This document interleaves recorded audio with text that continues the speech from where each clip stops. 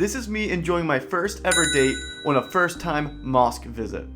But why am I munching on a date inside such a massive mosque? Well, it all started with a fasting challenge. Ramadan is over. I have successfully fasted throughout Ramadan. In Islam, devout Muslims practice Ramadan, which is a month-long fast that takes place on the 9th month of the Islamic calendar. During Ramadan, Muslims can only eat food after sunset and before twilight. The rest of the day, they have to go without food, water, and also sexual relations. And for 30 days, I fasted just like that to see what a Ramadan fast is really like. It's hard and easy all at the same time, if you were wondering. The first week, your body and mind have to get used to the new eating routine. But once it does, your body kind of just grows accustomed to going without food during the day and just eating in the night instead. The only hard part is when your friends aren't fasting and eat their food freely in front of you. Nonetheless, during this challenge, I got an invite to a mosque to take part in an iftar. What's an iftar, you may be wondering? It's the ceremonial meal that takes place during Ramadan after sunset to break the fast for that day. So of course I couldn't pass up the opportunity to visit a mosque for the first time ever and enjoy an official iftar meal with a bunch of newly found Muslim friends. So I hopped in my car and drove out to New Jersey to see what it would be like. It took me about 2 hours to get to my destination. It only takes you though 2 seconds to leave a like and subscribe if you get value from these videos. Thank you. The mosque was massive. Not only did it embody a place for prayer, it also had a school and like a community center as well. The school area here. It's a school building, but it also is a multi-purpose sort of area. Is this fairly common for like mosques or place of Islamic worship to have a school? No. Because schools are obviously much harder to start, maintain, grow. I came to realize the place accommodated up to 1,000 people, which to me was pretty crazy. And how many people attend the mosque itself? Oh, yeah, that's a good question. 1,000 a day. Typically, if you see upstairs, space-wise, we have like 250, and then first floor we have a few more. Especially since in the United States, Islam isn't necessarily the dominant religion. So before I got to eat my date, and I'll explain why I ate dates specifically and why that's important. But before I got to that point, I took a quick tour of the mosque because, again, I'd never been to one before. I got to see the place where they do prayer.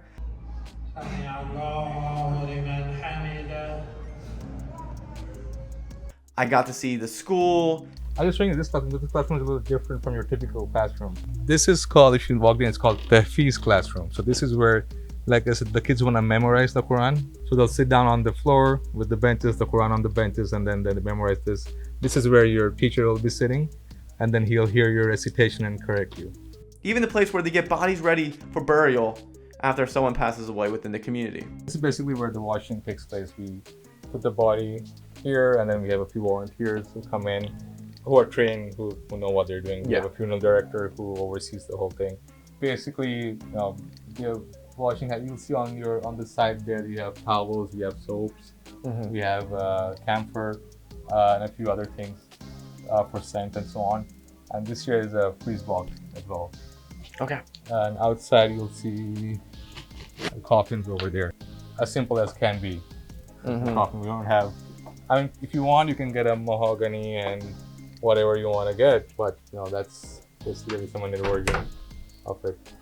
And that's how short and simple life is. But following the tour, it was time for those dates. What is so significant about dates? And why does it have any relevance to Ramadan, mosque, to Islam? What are so important about them? Well, within the Islamic tradition, Muhammad, their prophet, would break fast by eating 3 dates and drinking water.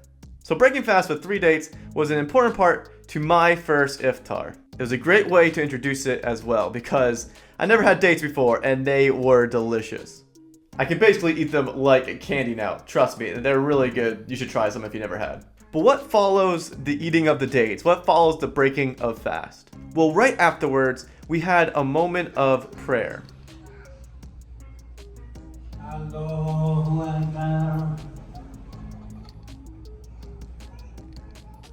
Or in my case, I just awkwardly stood in the back of the prayer room and recorded everyone else praying. An imam leads the prayer in the front as they go through their motions and repeat what must be repeated. But what's important and what's relevant here is that this is what they do after the breaking of fast. They would go into prayer.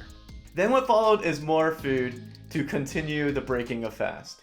And at this point, you don't need to eat dates. We didn't eat dates. We actually had Polynesian food. It is really the preference of the person as of what they want to eat, as long as it falls within the lines of Islamic food law, so that means no pork and no alcohol. And we had none of that, but we did have some delicious Polynesian food. I never had Polynesian food either, so that was a first for me too. It was just a really good day. I made some new friends, and then after that meal was another prayer that followed. And then I headed out with my brother, going back home. So that's why I ate dates at a mosque, because of a fasting challenge. Let me know in the comments down below if you ever had dates, and what's the longest you ever went without food. Plus tell me what other places would you like me to visit and travel to and make a video about. And before I say farewell, please subscribe to support my mission to visit everything religion. Farewell.